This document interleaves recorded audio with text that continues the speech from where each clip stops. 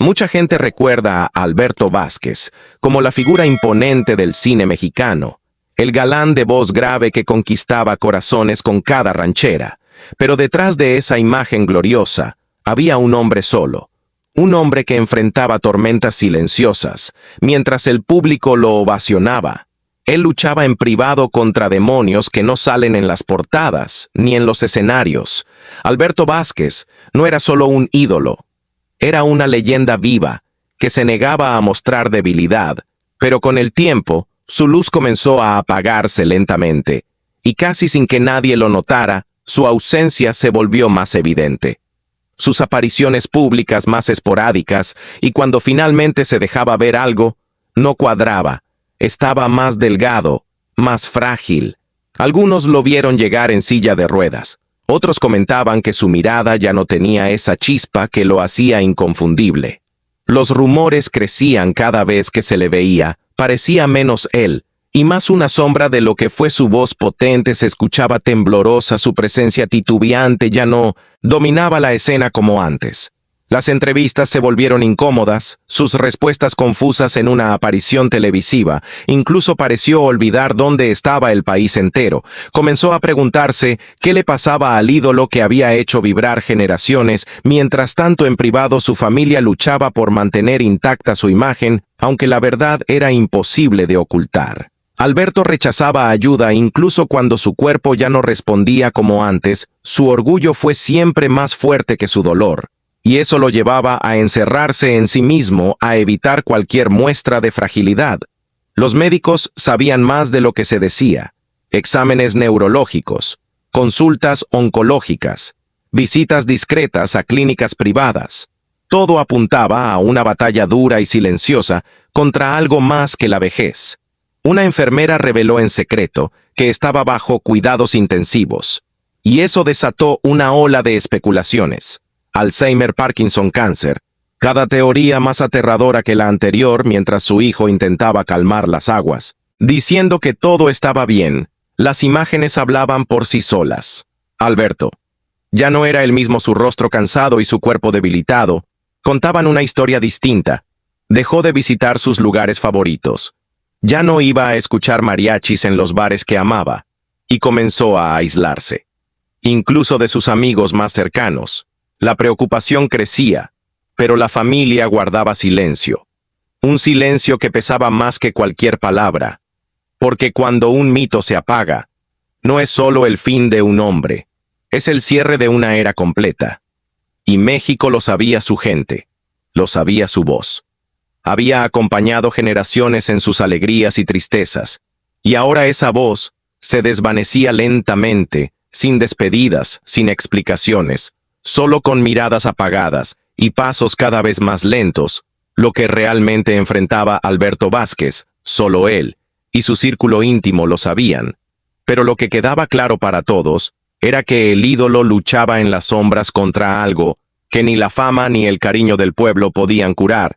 Y mientras tanto, México entero contenía la respiración, preguntándose si alguna vez volvería a escuchar esa voz que marcó una época. Por años fue el ídolo inquebrantable, el charro de voz profunda que hacía temblar escenarios, pero ahora postrado en una silla de ruedas y oculto tras los muros de su casa en el sur de la Ciudad de México, Alberto Vázquez vivía su batalla más dura, la más silenciosa, la más cruel, donde antes había música, fiestas y carcajadas.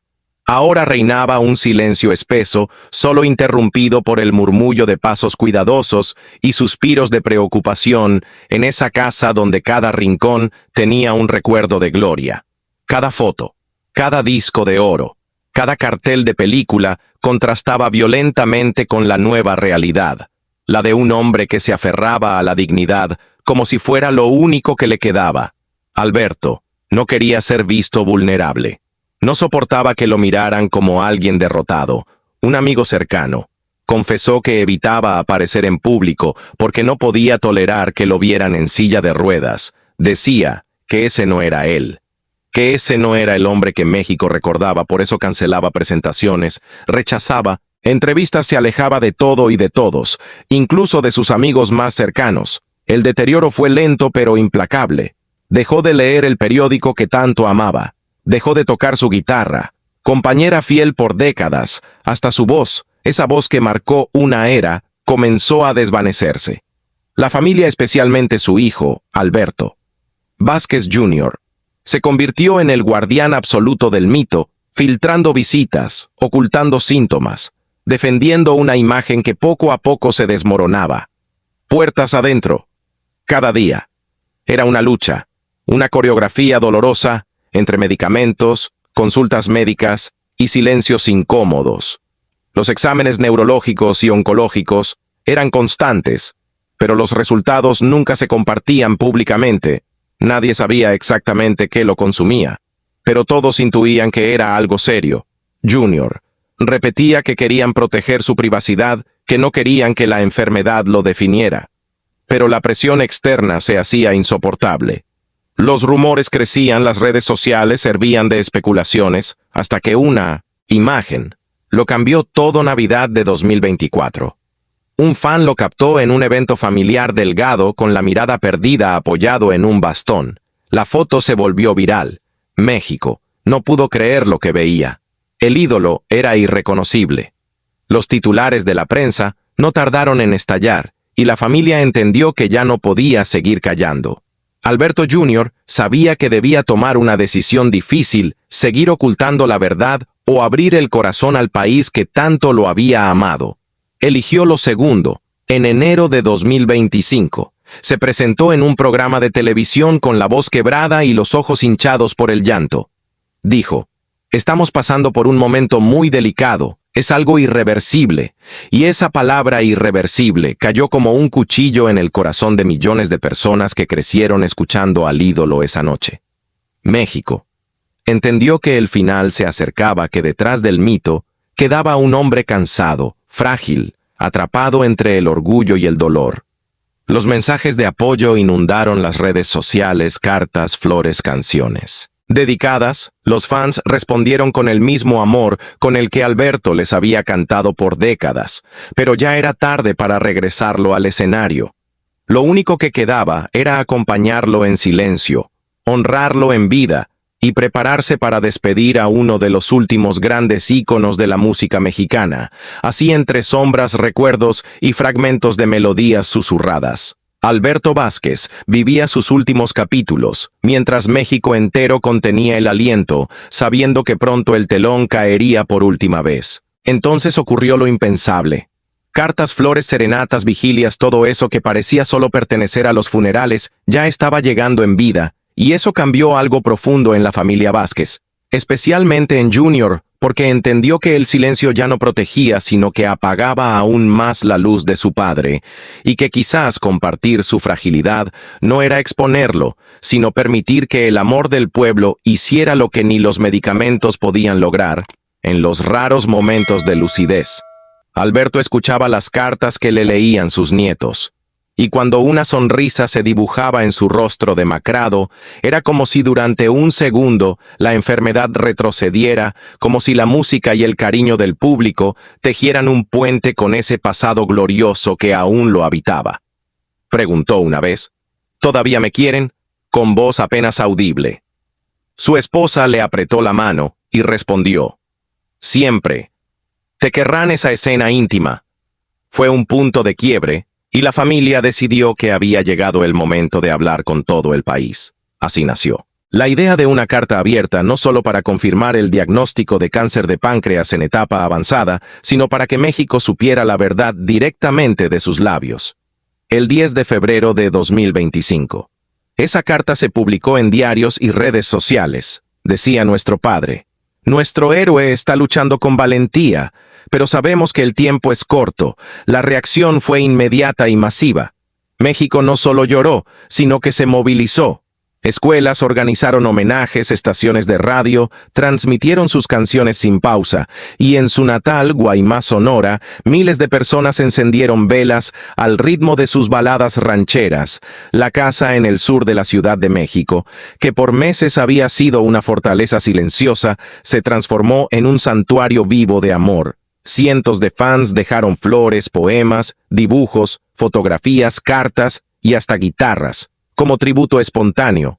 Un joven llegó desde Chiapas solo para dejar una carta que decía: «Gracias por salvar a mi padre con tu música cuando quiso quitarse la vida», y eso nadie lo esperaba, ni siquiera la familia, que durante tanto tiempo temió que mostrar la debilidad de Alberto fuera a traicionar su imagen, pero ahora entendían que su vulnerabilidad era parte de su grandeza. Sin embargo, mientras el país celebraba su legado dentro de casa, la situación se volvía cada vez más crítica. Alberto ya no podía levantarse solo, no comía sin ayuda y hablaba poco. Sus fuerzas se agotaban con rapidez, pero aún así intentaba mantenerse impecable. Peinaba su cabello cada mañana y pedía usar sus camisas favoritas, como si el atuendo pudiera recordarle al cuerpo quién fue Junior. Escribió otra carta diciendo: «Papá está débil, pero su alma sigue fuerte», y aunque lo decía con fe, también era un grito desesperado por sostener lo que el tiempo le arrancaba día a día. La familia comenzó a turnarse en guardias nocturnas, medicinas cada 3 horas, compresas para el dolor, visitas médicas domiciliarias y silencios cada vez más largos. El cuerpo del ídolo cedía, pero su espíritu resistía. En un momento, Alberto murmuró: «Quiero escuchar mi canción favorita». Y su nieta le cantó al oído esa melodía que lo hizo famoso. Y por unos segundos volvió a ser ese gigante de sombrero charro que llenaba teatros con solo levantar la voz. Pero los segundos no bastan cuando la enfermedad no perdona. Lo sabían todos. El final se acercaba, el país entero lo presentía y la familia lo vivía con cada latido, con cada lágrima, con cada adiós no dicho. Y en ese umbral entre la vida y la muerte, México entendió que estaba a punto de despedir no solo a un artista, sino a una era completa, un símbolo de identidad, un espejo donde millones se vieron durante décadas. La historia aún no terminaba, pero ya dolía como si hubiera terminado. El próximo capítulo revelaría lo inevitable, el momento que nadie quería escribir, pero que todos sabían que tarde o temprano llegaría: el adiós de Alberto Vázquez, el hombre, el mito, el ídolo, que incluso en su final enseñó a México cómo se lucha con el alma. La atmósfera era de recogimiento absoluto. Los médicos ya no hablaban de tratamientos, sino de confort. La familia se turnaba en guardias permanentes. Cada suspiro de Alberto era una señal que todos intentaban descifrar. Su piel se tornaba más pálida, sus manos más frías. Pero aún así, cuando alguien ponía sus canciones favoritas en el reproductor, sus ojos se entreabrían y a veces una lágrima rodaba por su mejilla, como si su alma aún vibrara con cada nota. El evento Alberto, para siempre, estaba a solo días de realizarse. Pero los médicos advirtieron que no llegaría al 15 de marzo. La familia enfrentó una decisión imposible: seguir adelante con el evento, sabiendo que quizás él ya no lo presenciaría, o cancelarlo y privar al país de la despedida que tanto merecía. Junior rompió en llanto en una de las reuniones familiares. «No sé si papá podrá escuchar este homenaje, pero sé que lo sentiría», dijo, y eso bastó. La decisión fue unánime. Seguirían con el evento, pase lo que pase. La última semana de marzo fue la más dura. Cada día traía un nuevo síntoma, una nueva dificultad, pero también momentos de ternura profundos. Junior dormía junto a su padre en un colchón al lado de su cama, tomándole la mano por si despertaba de madrugada. La nieta seguía leyéndole poesía. Su esposa le susurraba: «Te amo», al oído, como si la voz pudiera sostenerlo. Un día Alberto despertó con un poco más de claridad y con un hilo de voz preguntó: «¿Hoy es el concierto, Junior?». Se arrodilló a su lado y le dijo: «Sí, papá. Es hoy. Vamos a cantarte desde todas partes del país».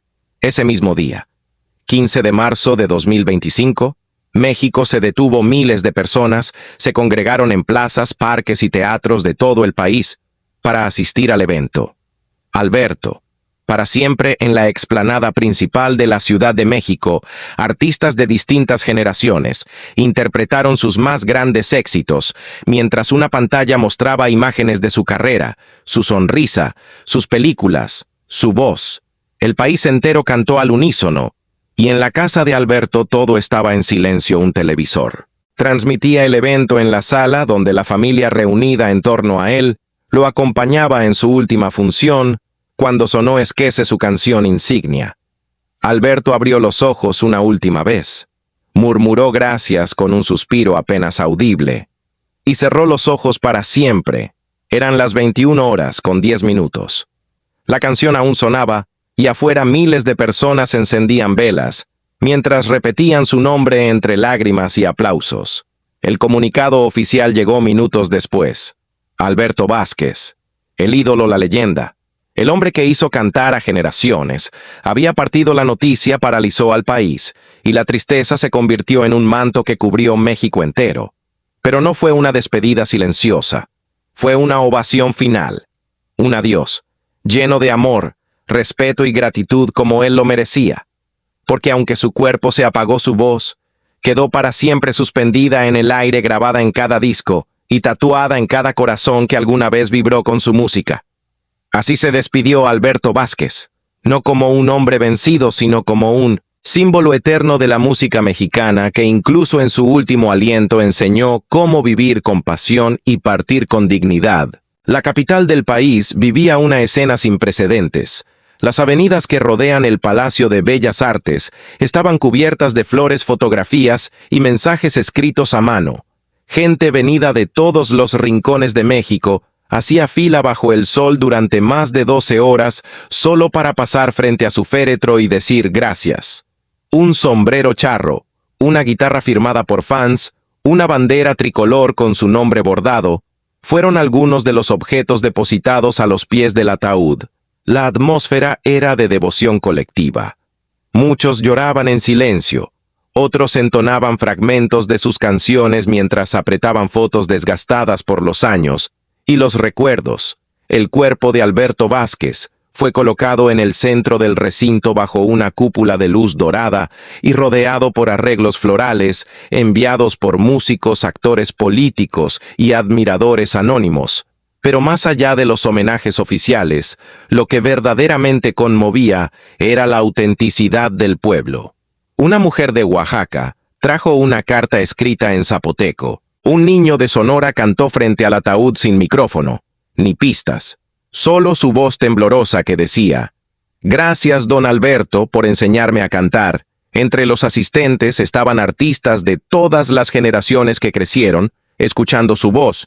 Grandes figuras como Juan Gabriel, Hijo, Alejandro Fernández, María José y Marco Antonio Solís dieron unas palabras improvisadas. La nieta de Alberto también tomó el micrófono. Su voz temblaba mientras decía: «Mi abuelo no solo fue un ídolo, fue nuestra raíz, nuestra historia, nuestra música, y hoy canta desde otro lugar». Al fondo del recinto, la familia observaba en silencio, rotos por el dolor, pero conmovidos por el amor colectivo. El presidente de la República llegó al funeral y pronunció una declaración que quedaría grabada en la memoria del país. Alberto Vázquez no solo cantó para México. Alberto Vázquez se convirtió en el alma musical de México. Fue testigo de nuestra historia y ahora es parte de ella para siempre. Tras el funeral, el cortejo fúnebre avanzó por Reforma rumbo al Panteón Francés, donde reposaría junto a otras leyendas del arte nacional. Las calles fueron ocupadas por miles que arrojaban pétalos de rosa y aplaudían al paso del coche fúnebre. La ciudad se convirtió en un escenario de luto y homenaje. La Radio Nacional interrumpió su programación durante todo el día para emitir su discografía completa, desde sus primeras grabaciones en vinilo hasta sus últimas presentaciones en vivo. Esa noche, millones de personas en todo el país sintonizaron la transmisión especial titulada La Última Canción, donde se narró su vida, su legado, y se escucharon testimonios de quienes lo conocieron en vida, pero también de quienes lo conocieron a través de la música, porque eso fue Alberto, un puente entre generaciones, un eco eterno de lo que significa amar, cantar y resistir el dolor. El duelo apenas comenzaba. Pero México no estaba solo. Alberto Vázquez había dejado más que canciones. Había dejado un pedazo de su alma en cada rincón del país. La historia de su vida no se cerraba con su muerte. Al contrario, Apenas comenzaba un nuevo capítulo, donde su legado seguiría vivo a través de voces nuevas. Niños aprendiendo sus letras en escuelas jóvenes, redescubriendo su arte en plataformas digitales. Abuelos contándole a sus nietos quién era ese hombre de voz grave que los hizo llorar, reír y cantar el 27 de marzo. No fue el final, fue la consagración definitiva del ídolo al mito del artista, a la leyenda, porque mientras haya un mexicano que cante Esquece o El Pecador, mientras exista una guitarra sonando en la sierra o en el corazón de la ciudad, la voz de Alberto Vázquez seguirá viva y su historia jamás se apagará. La Plaza de la Constitución se transformó en un altar de emociones, miles de voces unidas, cantando Esquece mientras los globos blancos ascendían como símbolos de esperanza. Junior leyó una carta que partía el alma. «Papá, la eternidad te pertenece». Esas palabras resonaron entre lágrimas y suspiros. El luto no distinguía edades, desde los fans que crecieron viendo sus películas hasta los jóvenes que descubrieron sus canciones en las redes. La música de Alberto Vázquez explotó en un renacer digital. Sus temas se multiplicaron un 400% y jóvenes de todos los rincones crearon covers que retumbaban con la fuerza de un eco eterno en Guaymas, y la Ciudad de México. Murales gigantes aparecieron como testigos silenciosos de un legado imborrable.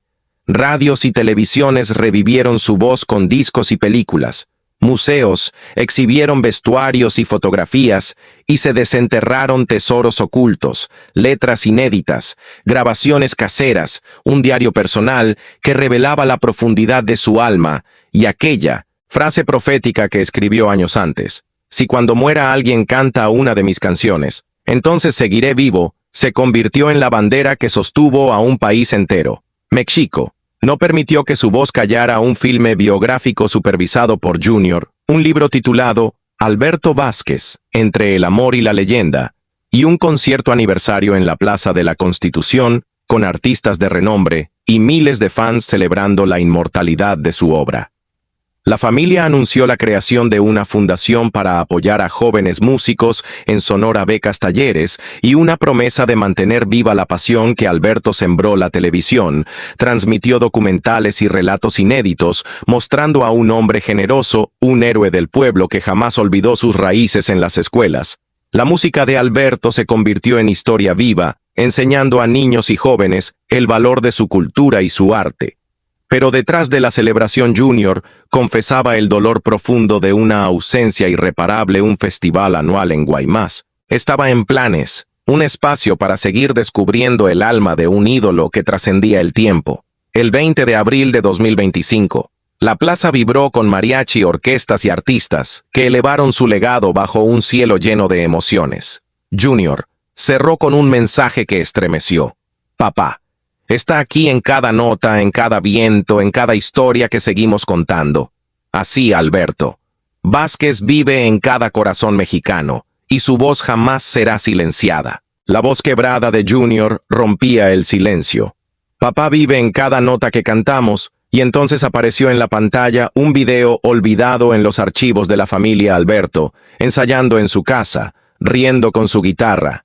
Ese hombre detrás del mito que todos creíamos conocer. El festival no era un simple homenaje, era un ritual para mantener vivo el alma de Alberto en el corazón de México. Mientras tanto, en Guaymas, Sonora, un evento paralelo desataba emociones. La Fundación Alberto Vázquez lanzaba su primer taller para jóvenes músicos. Instrumentos donados llenaban el espacio, y una adolescente de 15 años conmovía al interpretar «O Pecador», confesando que esa canción la ayudó a superar sus momentos más oscuros.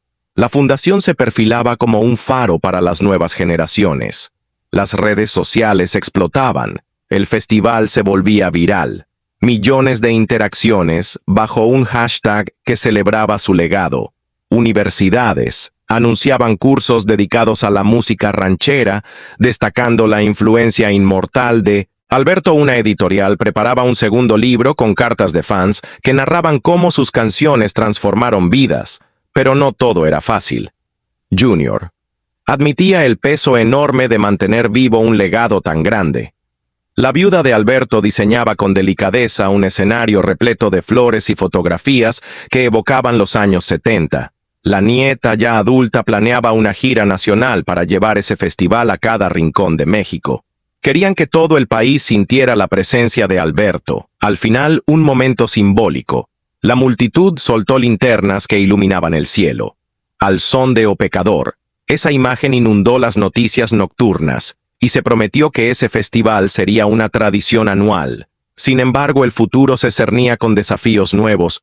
¿Cómo seguiría creciendo ese legado? ¿Cómo la familia enfrentaría las sombras que vienen con la fama?